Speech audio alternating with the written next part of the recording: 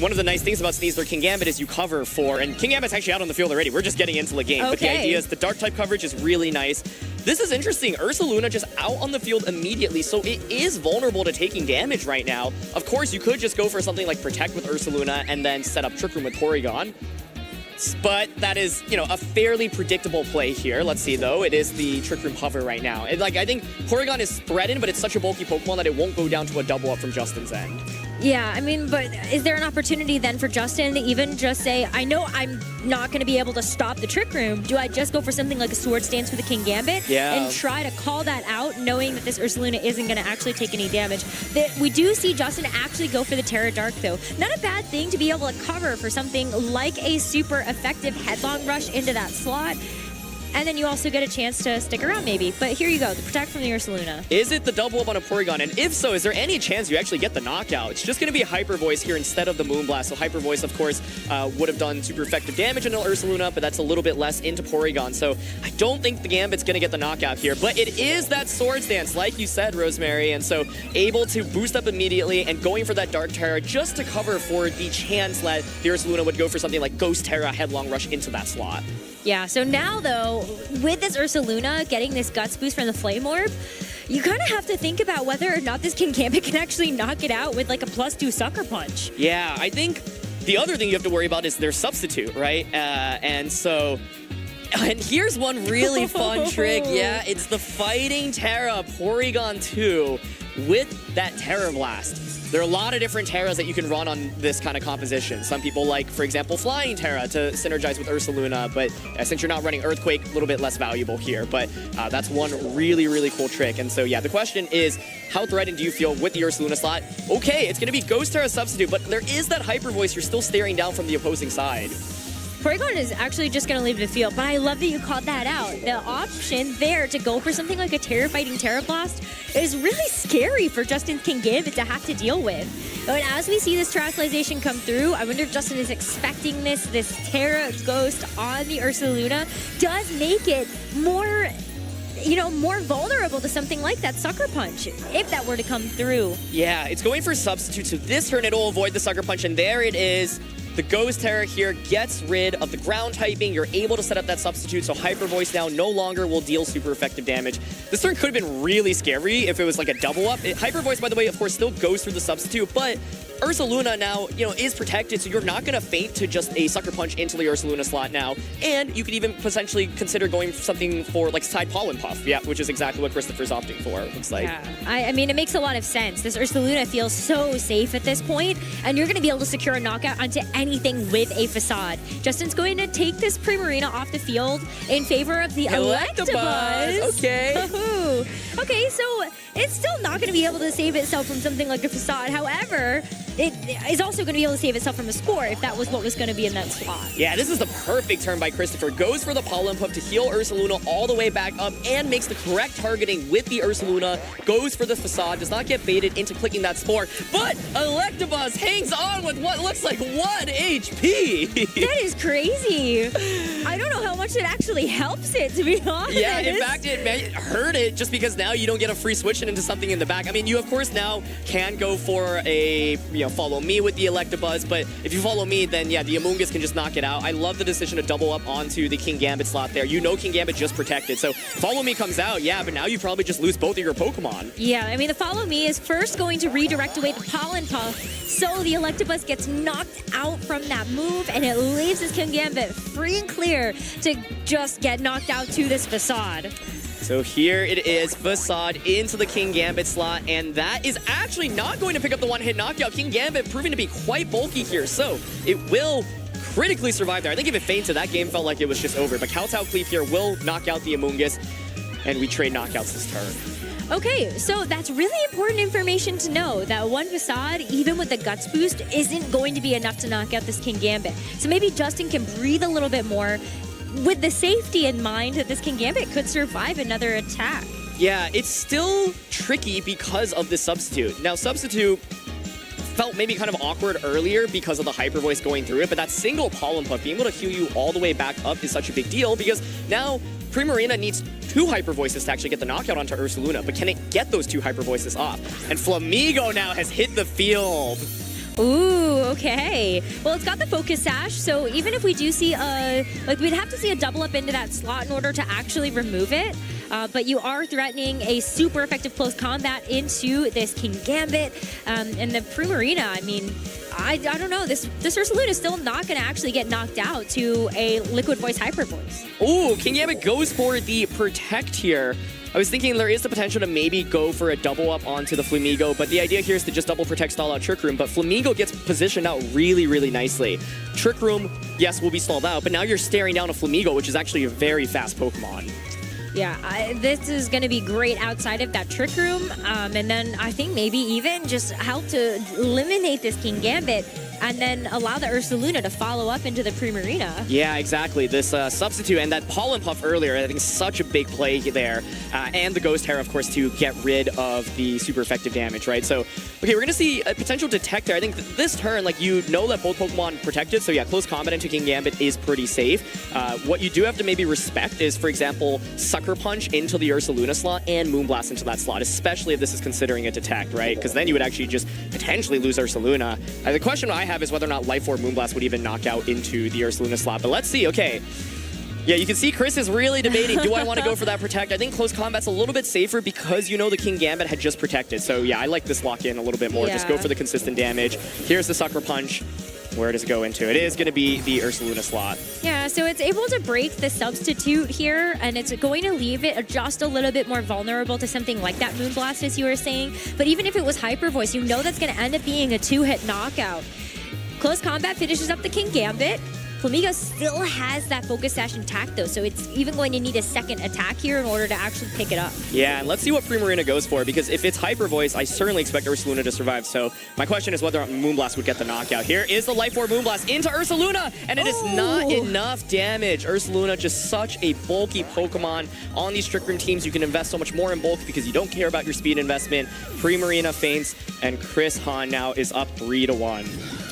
I mean, even though this Ursaluna is on a timer, you have one Pokemon left if you are Justin, and I think he's already looking at the team sheet trying to figure out, like, what do I do for game 2? That Trick Room was just so powerful. Rillaboom still has the opportunity here, I guess, to be able to get something like a Grassy Glide KO onto the Ursaluna, but this Flamigo is still a problem with that Focus Sash. Yeah, this game, done deal at this point. Rillaboom in itself already has a really bad matchup in a Flamigo. Christopher could not have his Ursaluna and Porygon, and I think Flamigo would still end up winning that one. So Chris in a very, very impressive victory here, showing, hey, you know what? I'm just going to set up that Trick Room on turn 1. I think as soon as he saw the lead from Justin, he felt pretty safe. Yeah, I was mainly curious if there was any chance you go for the Dark Terra, Kowtow Cleave plus Moonblast from Primarina, double up on a Porygon, whether or not that could get the knockout. But honestly, I wouldn't expect it to because Porygon 2 is such a bulky Pokemon. And the substitute here proving to be such a valuable move. If you don't have that substitute, you're vulnerable just eating up that +2 Black Blast's Dark Terra Sucker Punch, but substitute means that you can protect yourself for a turn, which is so valuable. Yeah, it's been great, and I feel like seeing it a couple of times on stream now, which is how valuable that Pollen Puff can really be. And poor Electabuzz here. It was really nice to be able to see it brought into this match, because I felt like just being able to have one turn where you're able to follow me, take 2 hits, and maybe even still be on the field for the next one, it just gives something next to it a chance to actually put some damage down. Absolutely. We were talking about Sneasler and Golden Go going into that game. They did not come out, but I don't know if the Sneasler is going to come. The thing is, it's really interesting. I think that, like, it's scary to bring because you're worried about Golden Go, you're worried about Ghost Terra from Ursaluna, right? But, like, let's say you expect Ursaluna plus Porygon 2 to be led again. You can adjust by going for something like Sneasler plus Salamence, because then you actually have a very safe double up onto the Porygon immediately on turn 1, and you get an Intimidate onto the Ursaluna immediately, and Sneasler has Focus Sash, right? I think the scary thing is, of course, you're worried about the Ghost Terra from the opposing side, but if you force that Ghost Terra, at least King Gambit, for example, can hit Ursaluna for super effective damage. So I think Sneasler feels very unintuitive to bring into this matchup because of the Amoonguss, the Golden Go, of course, completely walling it. Christopher did not even end up bringing Golden Go into that one, so maybe he was confident. I don't think you're going to bring Sneasler, so why do I need to bring Golden Go? And so it's going to be a run back, though, with Primarina and King Gambit. Okay, versus the Amoonguss and the Porygon 2. So this time, not going to actually lead with this Ursaluna. Instead, having this Amoonguss next to this Porygon 2 to potentially even ensure Trick Room. Yeah, I think Trick Room here, super safe, obviously, to go for. Amoonguss can go for Rage Powder just to redirect damage away, but I think you have the opportunity to potentially Spore this turn. And so if you are Justin, if you're worried about Spore, what you might want to do is maybe consider switching in that Electabuzz. But looks like Christopher here, happy to just make sure Porygon doesn't take any damage, goes for the safe Rage Powder. Well, you did call out the Electabuzz switch in. It's going to take that Primarina's place, and the Protect from the Kingambit is going to keep it safe from a Spore as well. That's just going to be a free Trick Room here for Christopher as we see this Rage Powder come through first. Yeah, I think this is a great lead, honestly. You're realizing, okay, I got away with leading Porygon to Ursaluna, but you might lead Sneasler now. So I think the Amoonguss was in response to a potential adjustment from the opposing side. Justin maybe was still confident that even though the Kingambit Primarina lead didn't work out super well in the last game, like it still had enough options. Now, of course, Amoonguss has to worry about the potential Electabuzz just going for Follow Me, right? And redirecting a potential Spore away. With that Vital Spirit, you will not be able to put it to sleep. So Christopher now looking to position that Ursaluna, such a pivotal piece, the most important attacker on his team, and will be able to get it in relatively safely here as there's not that much damage from the opposing side. And Justin goes for the safe Follow Me, but Christopher feels like he's just one step ahead in this game. Doesn't even go for that Spore. Pollen Puff here to get that chip damage. Just a little bit. Leaves this Kingambit open to the Sword stance, so now you are able to get that +2. Ursaluna still comes in though without taking any damage, and I feel like that's just such a big key here. Amoonguss also being at full HP, and you can Rage Powder both of them. Yeah, this is interesting because you see the Facade potential here onto the Electabuzz, and we saw earlier how much it did, right? Electabuzz just hung on with the Sliver, but this isn't something like Ghost Terra Electabuzz, it's Dragon Terra, and so Facade into it, of course, will just do a ton of damage immediately. You can see Chris is just debating, do I want to Protect? Do I want to Substitute? Like, there's so many options here. There also is the Spore Hover. You know, if Electabuzz goes for a Protect here and you actually get the Spore off into Kingambit, that would probably just put you in such a winning position immediately. I do think Facade into Electabuzz here is just relatively safe, but you might be worried about the Dark Terra Sucker Punch, right? So to get around that, Rage Powder covers for that perfectly. Now, one thing that you might have to be worried about, though, is Electabuzz protecting and Kingambit just attacking. Well, Kingambit is going to at least terrestrialize, so if it goes out on the offense, it is going to get an additional modifier to its dark type attacks, and it does have Kowtow and Sucker. So Rage Powder here would stop the Sucker Punch, but if it's going to be a Kowtow cleave, that Amoonguss did not have too much of an ability to hang on in that last game. We're going to see a Follow Me from the Electabuzz as well, as Ursaluna just goes for a Substitute. Fantastic that Christopher gets a chance to set that up once again, but it's going to be this Amoonguss that's on the chopping block as the Kowtow cleave is heading right into it. Yeah, so the Substitute is set up, but Amoonguss does go down, and that's another turn of Trick Room burnt, right? So the idea, of course, is that Ursaluna had the ability to knock out that Electabuzz, and now you can see, like, the lack of Earthquake hurts a little bit, right? If you had Earthquake, it'd be very easy to just keep clicking it. Ursaluna, of course, still in a really good spot. It's going to take a couple of attacks for it to actually faint, but Justin this time around still has that Follow Me pressure from Electabuzz, right? So you can go for another Follow Me. Trick Room is also expiring, and I think Kingambit this time around in a much better position than previously, and is able to attack relatively safely thanks to Electabuzz not just going down immediately. Yeah, but this is where the Porygon 2 feels so important. You have the opportunity to go for Terra Fighting again if you want to, and a Terrestrialization onto either the Ursaluna or the Porygon 2, depending on how you see fit. I feel like in this situation, though, Porygon 2 just being able to threaten that Terra Fighting Terra Blast is huge into the Kingambit. Yeah, my question is how much damage does it actually do? Do you pick up the knockout? And this turn, if you are Justin, you could just protect your Pokemon, right? Stalled another turn of Trick Room. And so we're going to see the Fighting Terra. Of course, this option allows you to deal super effective damage into Dark-type Pokemon, Kingambit being one of them, Incineroar being another one as well. So let's see, it is just going to be that Protect. Okay, so now Justin has fished out where that Terra is going to be. And so it is just another Protect as well. Trying to stall out those turns of Trick Room, and you also see the Terra as well. Exactly, yeah. So good information, right? You bait out the Terra. Now the question is, how much damage do we think this Fighting Terra Blast will do? Is there a chance it actually gets the one-hit KO onto Kingambit? Kingambit's a pretty darn bulky Pokemon. We just saw it survive the Facade from the Ursaluna, hasn't taken any damage, and so this in itself is a really critical turn in my opinion, right? If you are able to survive, you get a huge attack off in return.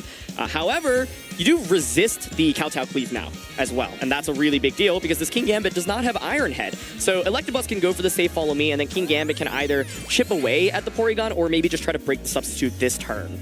this King Gambit also has some trouble because this Ursaluna, it's still under the substitute. So it is able to just safely go for the KO here onto the Electabuzz, but now it's about whether or not this King Gambit can actually survive the Terra Blast. You can see Justin, he's putting his arms up. Does it get the knockout on a King Gambit? It does! What? That's just a one-hit knockout onto the King Gambit. Oh my Where was the bulk? goodness. That is why you run Fighting Terra. Porygon 2 is such a powerful Pokemon because it so often gets that special attack boost from download. And that coverage allows you to hit the King Gambit, even though it's not 4 times super effective anymore, still enough to get the knockout onto the King Gambit. And I think if King Gambit survived, this is a very, very different endgame. But now you're still staring down Ursaluna under that substitute. That was the problem for the King Gambit in general, is that you need to be able to hit this twice, have to actually break the substitute, and because it's still that ground typing, there was no way that Electabuzz was going to be able to break it because its only attack is Electro Web. So you've got to figure out another way to actually get through it. Rillaboom, Primarina, maybe it's enough, but this Porygon 2 has already taken out such a huge piece of Justin's team. Yeah. And there's still this extra Pokemon in the back for Christopher. There is the Flamigo in the back. So this is interesting, right? He's considering switching it in. I think like Ursaluna right now feels fairly safe. It's exerting a lot of offensive pressure, right? So you could consider something like Protect Trick Room. But if you Protect Trick Room, you're vulnerable to something like Fake Out plus Moonblast from the opposing side. Ursaluna here could also just attack, right? But like Hyper Voice here, of course, is so powerful. So Ursaluna is going to pivot out here. The substitute does not protect you from Hyper Voice. That will go through substitute, will pick up the knockout. Flamigo comes out. Is it a Fake Out right now into the Porygon slot? It is. Okay, so that's going to leave this Porygon 2 very vulnerable. Now that it is going to be a fighting type, okay, it's just going to be a Hyper Voice right now. Would have picked up the knockout on the Ursaluna, as you said, because it was still maintaining its ground typing.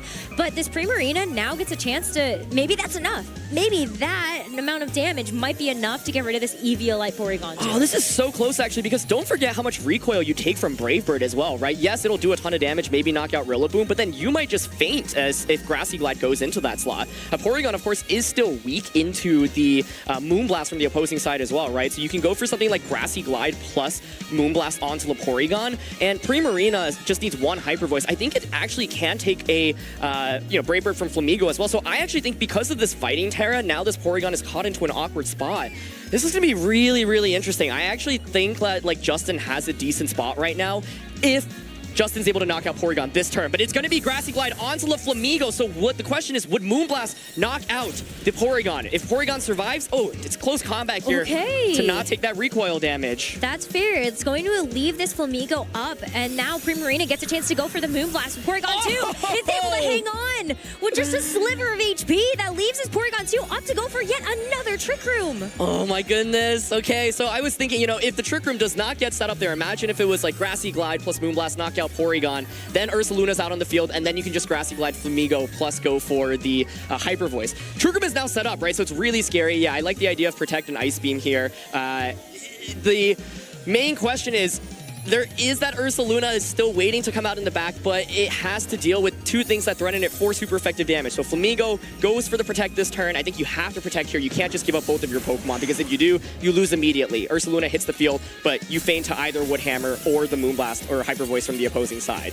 I mean, this is a great position for the Rillaboom to be in, though, because everything is so low, and Rillaboom really is public enemy #1. This Ursaluna can come in, but it's still going to end up being weak here to this Rillaboom's Grassy Glide. Trick Room not going to actually be like the exact speed counter that you might want when you know you have priority options. Yeah, that close combat earlier by Chris was so smart. If he had gone for Brave Bird there and the Rillaboom survived and Flamigo fainted, I think that'd be really bad. I do think that Brave Bird would just actually knock out Rillaboom, so I wasn't 100% sure there, but the idea was to, try to survive for a little bit longer. So, okay, considering the Detect here, and, Wide Guard. Okay, Wide Guard, of course, will protect you from that Hyper Voice, but it doesn't protect you from Moonblast. And Grassy Glide here, still going to deal super effective damage.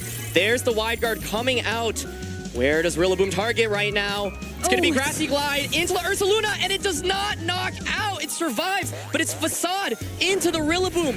Where did Primarina target right now? Because if it is the Ursaluna, Justin should win the game. But if it's Flamigo, he went for Hyper Voice. Flamigo's Wide Guard saves Christopher's side. No way. A clutch Wide Guard. That is such an incredible call to make.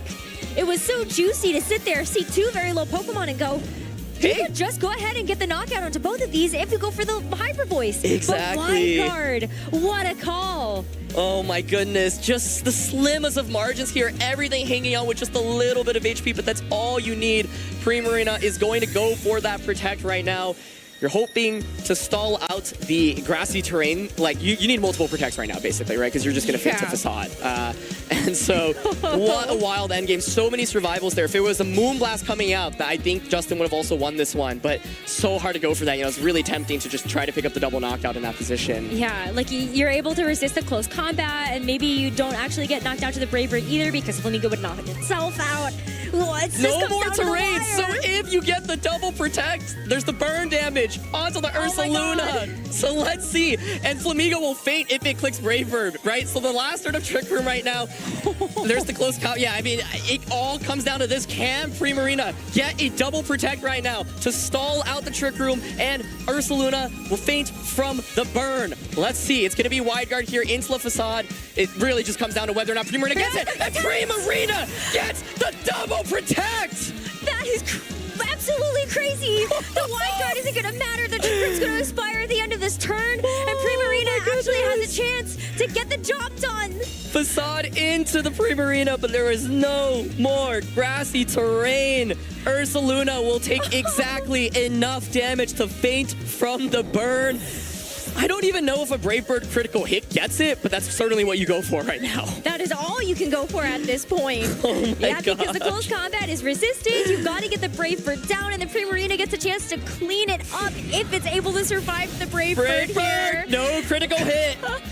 Flamingo just knocks itself out in the process. Aaron, we're going to a game 3. What a crazy, crazy game. So many survivals just with the sliver of HP from Christopher's end. But Justin finds the path to victory with that double protect. That was such a tense match. If the Porygon just feigns from that Moonblast, if we had seen Moonblast instead of Hyper Voice from Primarina, I think then the game would have accelerated. But despite all that, Justin still finds the way to win this one. Of course, your odds of getting that double protect, not exactly the highest, but that was the one out, and he got it. That is, my heart is racing at this point for both of them. Yeah. Because it was the slimmest of margins that separated the win for Christopher or Justin. And now it comes down to this third and final game, which is so exciting. Trick Room is so difficult, and I think that's one archetype that everybody has had to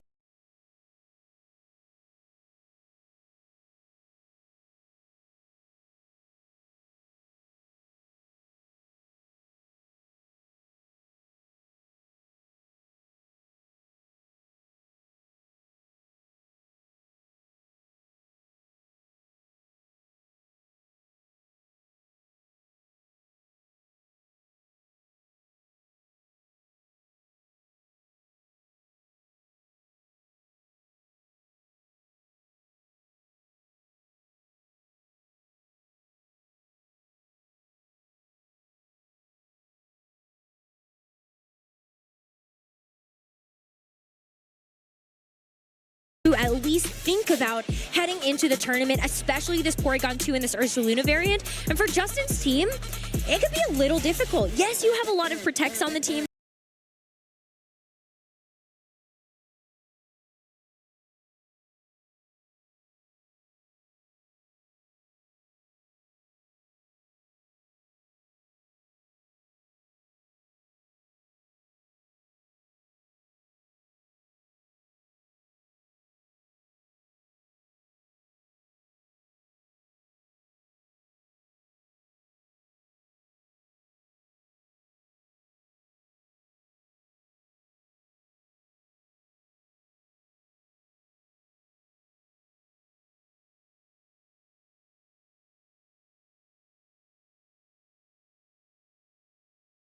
To help be able to buy out these turns of Trick Room, but once this Ursa Luna gets set up and gets going, you have to figure out a way to actually stop it, and that's the difficult part. Absolutely, yeah. I think it's been really interesting because Christopher has kind of just opted for, you know, similar Pokemon choices, right? I think Incineroar feels really awkward to bring into this matchup because you really don't want to give King Gambit a Defiant boost. It's really weakened to Primarina as well. Golden Go is one of those Pokemon that like can be good if positioned properly, but when you're staring down a Black Glasses Swords Dance Kingambit on the opposing side, it's also really scary. Christopher has had this tendency to lead with Porygon 2, right? We saw Porygon 2 with the Ursaluna, Porygon 2 with the Amoonguss, and so I wonder if Justin feels okay just going with Primarina plus Kingambit again, saying, you know, I think this covers most of your options. Especially because of the Electabuzz in the back. I think the 4 that he's brought feel pretty stable and consistent. We kept talking about Sneasler. I would love to see it, but I think I can see why Justin doesn't want to bring it because it's way more frail than the rest of the 4 that he's bringing into this matchup. Doesn't feel that good into Trick Room. Obviously, you're worried about the Ghost Terra from the opposing side as well, so even though it can force out a Terra, it might just kind of feel like dead weight afterwards. But yeah, I think the question then is for Christopher, you make a new lead adjustment, and here's Electabuzz hitting the field. This Electabuzz covers for Amoonguss, and Amoonguss is on the opposing side. And no Porygon 2. That's right. Just the Ursaluna that's going to be in the lead here for this Game 3 for Christopher. Next to that Amoonguss. Oh, this is so interesting because Amoonguss right now caught in this awkward spot where you obviously don't feel very comfortable clicking Spore, especially when there's Electabuzz. Primarina's exerting so much offensive pressure right now. So I think Justin realized, oh wow, Amoonguss lead in this last game was kind of scary. Let me lead Electabuzz to put on some pressure against it and make Amoonguss just not be able to get the Spores off. This is exactly why people are using Electabuzz in the format. That Vital Spirit, preventing it from falling asleep. Have that follow me. So helpful. And here's the helping hand coming out. Wow, and there's no Terra either, but there is a Protect on the Ursaluna, so it's at least not going to take any damage if it was a Hyper Voice, but this Moonblast as well, going to be negated by that Protect. Yeah, and that's the thing, this duel does not put on any offensive pressure into Amoonguss, right? Amoonguss actually went for Spore into the Vital Spirit there. You might be wondering why that's the case. I think in this spot, Christopher was thinking maybe you'll switch out the Electabuzz.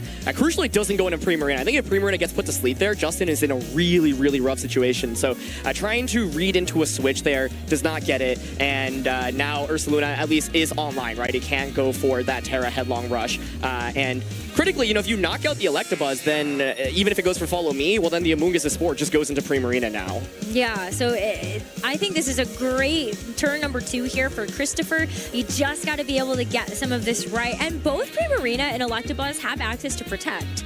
Is there a world where you see like a Protect could throw a wrench into things? Yeah, it's interesting because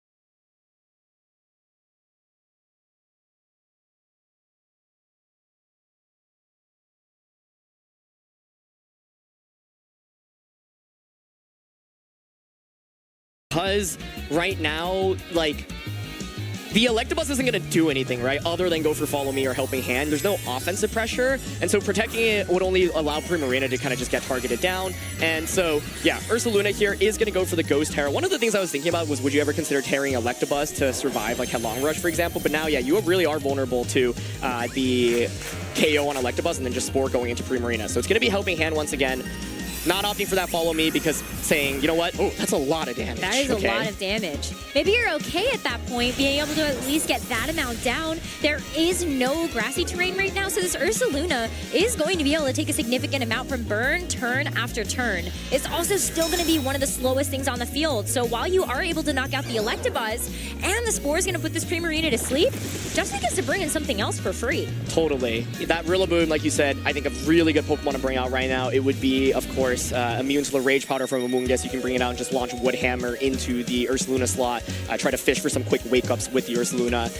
I was thinking, okay, we see Rillaboom here. I was like, oh, if Justin had this Salamence in the back, it's Fire Terra, Choice Specs, Heat Wave, like that would be kind of fire in this position. But I think Rillaboom, you know, it seems like Justin's been pretty comfortable going with the same Pokemon over and over again. So yeah, I think Chris now recognizes, hey, okay, I am not going to get my Ursaluna to deal any damage right now, so the idea is to pivot into the Porygon, get it in safely, heal it back up with Pollen Puff, and then aim to set up Trick Room. I like it too, because even if this Rillaboom was going to end up going for something like a Wood Hammer, making a call that it was going to end up being a Porygon 2 instead, then you know you're going to be able to survive that and be able to get that Pollen Puff healing as well. So you look at that, like, that's fantastic. So great call there, as the Primarina does take its first mandatory turn of sleep, and we see the Pollen Puff come through to get this Porygon 2 back up to full. Yeah, this is interesting because the question now for Justin is, how do you actually deal enough damage to go through this duel, right? The best answer for the Amoonguss was that King Gambit with the +2 boost Dark Terra, but now that Electabuzz is gone, Amoonguss is pretty safe to just keep clicking Spore, right, across the field. So Trick Room here really safe. I think you can go for something like Trick Room and then side Pollen Puff once again. You could go for a Rage Powder if you're worried about the Moonblast from Primarina, so Christopher opting for that Rage Powder, saying, you know what, I just want to cover for a one-turn wake right now. Of course, this leaves you a little bit vulnerable to Primarina clicking Hyper Voice plus the Wood Hammer. That'll do a ton of damage to Porygon, and then my question is, would a Grassy Glide finish things off? But it's actually going to be the switch here. So the final Pokemon, once again, is that King Gambit. It's going to hit the field now and, of course, apply some pressure, but still is far away from, you know, getting that Swords Dance boost that it wants. Yeah, you got the Wood Hammer at the very least. It's going to be hitting this Amoonguss, but take a look at how little it's going to do there. I almost wonder if there was an opportunity for you to go for like U-turn and get the Primarina back in or something. Yeah, it's a really awkward spot damage-wise, right? Where, like, Rillaboom actually maybe doesn't want to target Porygon because they're like, oh, well, you're just going to heal it all the way back up with a Pollen Puff anyway, right? Or recover. So, exactly. So, King Gambit is out on the field, but isn't going to have enough time to set up, right? Because Spore into that slot is just relatively safe, and there is a sleeping Primarina in the back. So Electabuzz actually going down as quickly as it did just unlocks the Amoonguss a little bit more here. So let's see. I think if you're Justin, what you really want to go for is a Swords Dance, right? And then eventually just try to sweep with it. Like, maybe you can capitalize off Chris not going for a Spore. And yeah, it's not Spore on a King Gambit this turn, so it's just going to be Grassy Glide coming out, okay? Gets a critical hit. All right, and the Power Puff into the Rillaboom, that's going to deal a good amount of damage, bringing it to like 60%. It's the Ice Beam to follow it up. It's not going to be enough for the KO quite yet. It Swords Dance is online. Swords Dance, that's huge. Yeah, so Justin's win condition, I think, is this King Gambit is able to get that Swords Dance off. Now, of course, you have the ability to Spore into the King Gambit slot, but King Gambit could just protect, for example. Rillaboom is getting low. There is still the Flamigo in the back, and Flamigo is actually a really nice answer in the late game against this King Gambit, right? Because you can just close combat against it. So one of the things you want to do, I think, is, yeah, put it to sleep, stall out your own Trick Room, and then get Flamigo out.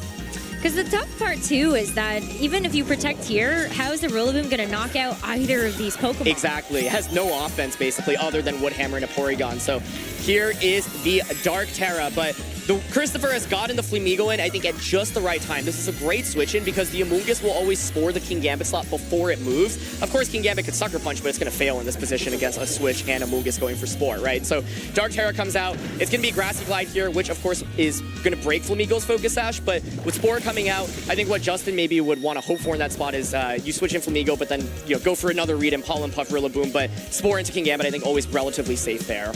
Yeah, that is a huge, huge threat to Christopher's team. We've seen that it's able to just go ahead and one-shot the Amoonguss, and this Amoonguss has been so oppressive this entirety of game number 3. How do you get this King Gambit out of here? You can bring in the Primarina into the King Gambit slot and hope that you're going to tank something like a close combat and hope that the Primarina wakes up on the next turn, but you're still at such a disadvantage knowing this King Gambit has to take, might not even wake up here. Yeah, and this clear Smog actually a huge difference maker as well, right? It's really safe to clear Smog into the King Gambit slot. It's given up its steel typing, right? And so that'll just get rid of the attack boost. So Flamigo detecting here saying, you know what, I know that you've broken my Focus Sash. I don't want you to wake up and get a Sucker Punch off. Clear Smog here now just gets rid of those attack boosts immediately. So even if King Gambit wakes up, it won't be the most threatening and it stays asleep here. So really excellent play by Christopher as Flamigo now still fairly well protected. Yeah, and the wood, it's also going to dodge out with the Wood Hammer too. Wood Hammer still would have done like I think a decent amount of damage, especially being on grassy terrain. But we saw how much the grassy terrain, or the grassy glide did on grassy terrain. It wasn't enough, and now the grassy terrain is gone. Yeah, and with that, you're seeing the Rage Powder hover here, right? So Rage Powder just covers for King Gambit targeting, and I think the downside for Justin in this game is you've had Rillaboom out on the field the entire game. This Rillaboom is not exerting any pressure whatsoever, and so it effectively feels like a 2v1 right now for Christopher, right? Where he's saying, okay, you have a Pokemon out, but it's actually benefiting me, and that's not something that's a little bit more scary, right? So with no Swords Dance boosts up anyway either, and with this Rage Powder, it's looking really tough because Amoonguss is just not really taking any damage so far in this game, and when Flamigo can attack like this under Trick Room, that's a big, big issue. That is a huge issue with how fast it is. So Primarina is going to take this King Gambit's place. You know that it's going to take this close combat just a little bit better, but even with the Rage Powder here, how do you actually knock out this Flamigo? The U-turn goes into the Amoonguss to at least do just a bit of chip damage, and you're able to get the King Gambit in on the different side. So did you get the call correctly that this Flamigo is actually going to end up either doing like a Brave Bird in that slot, or actually just go for something like the close combat into the Primarina? I really like this play by Justin. He realizes, okay, I just can't have Rillaboom out on the field for as long as I have, right? So it's a really fantastic switch there. But this is what's awkward, right? Christopher got Flamigo in under Trick Room. This thing isn't even meant to be used under Trick Room, but now it just puts on so much offensive pressure while Trick Room is set up, right? So you've got that Brave Bird into Primarina. Like, at this point, I think Flamigo can knock out every single Pokemon, right? Which is really, really scary. So here it is. It's just going to be Brave Bird into the Primarina slot, and that is just the knockout immediately. You're going to take a bit of recoil here, so if this King Gambit maybe does wake up, maybe you're able to get a chance to actually get the knockout onto it, but the King Gambit stays asleep. Oh no, things are not looking very good for Justin right now. It is already asleep, so this Spore is going to be neutralized in that front. And you get the Rillaboom back in, so you could go for something like a fake out here and hope that the King Gambit actually does wake up on this next turn. Yeah, I was wondering, like, is there any chance a Dark Terra Sucker Punch against -1 defense can knock out the Flamigo? Because if so, you could fake out into Amoonguss and just go for that Sucker Punch. It's scary, right? Because Gambit's going to wake up, so then, yeah, Spore into that slot again. But it's the fake out here into the Amoonguss, No. consuming the Chillin' Berry. King Gambit does wake up though, so that's a big deal. The Sucker Punch, if it KOs, does give Justin maybe another... Does it get the knockout? It does! Okay! So the Flamigo going down here is very big. No more close combat pressure into this Terradart King Gambit or the Brave Bird into the Rillaboom. Okay, you know, it certainly brings the game a little bit back, but I think the problem is Amoonguss here should survive. I'm thinking like U-turn Kowtow Cleave isn't even enough to get the knockout, right? And if Trick Room gets set up, it's still really scary. So Porygon comes out right now. I think the other scary thing is Ursaluna in the back is, of course, really weak. It will just feint to one more attack, but that was a key knockout. Like, that was what I was wondering. Do you knock out Flamigo? Because if not, I think the game just ends right there. So critically does get the knockout. And okay, we're seeing kind of a bait here. The hope is to, try to switch in Ursaluna, get Porygon knocked out, and then put King Gambit back to sleep. That's one possible play that you can make here. The other play, of course, is you can stay in and just go for damage. But, okay, here we go. Oh, this feels so risky. It feels so risky because you could stand for your Ursaluna to just get knocked out here if you're able to call that slot. Yeah, Any attack into it is going to knock it out. You gotta go for it, I think, because the reality is that, like, Ursaluna's not gonna win you the game from this point onwards. It's just gonna feint from one priority attack. So there's Woodhammer. This is gonna be really close. I mean, like, at this point, Amoonguss can't heal back up with Regenerator. Was it Kowtow Cleave or Swords Dance from the King Gambit? Ooh, is Gonna be countdown Countdown cleave? Cleave, yeah. So it still does a decent amount to the Samungus. It needed the +2 in order to knock it out. It brings it down very, very low. But the Spore is going to put this King Gambit to sleep again as his Porygon 2 comes in and is able to go for something like an Ice Beam into the Rillaboom, and it's still relatively full HP. This is such a close game. I think, yeah, that knockout on a Flamigo, keeping Justin in it, and now Porygon comes back out. So you can see that Amoonguss survived with enough HP. I don't think U-turn and Kowtow Cleave would have knocked out Amoonguss anyway, which is why Justin opted to not go for that. Porygon now gets that special attack download boost. That's such a big deal in this endgame. It allows you to deal so much more damage right now. And so, oh my goodness, we are getting down to the wire. I mean, it might come down to whether or not King Gambit can just get a one-turn wake-up. So here it is. It's actually going to be Woodhammer onto the Amoonguss. Does not get the knockout. A knockout there with the critical hit. Still not enough. All right. But Justin knew that this could be Rillaboom's potential final turn in this game number 3. Yep. As it's going to have to take this Ice Beam from this Porygon 2, which is plenty to knock it out by itself.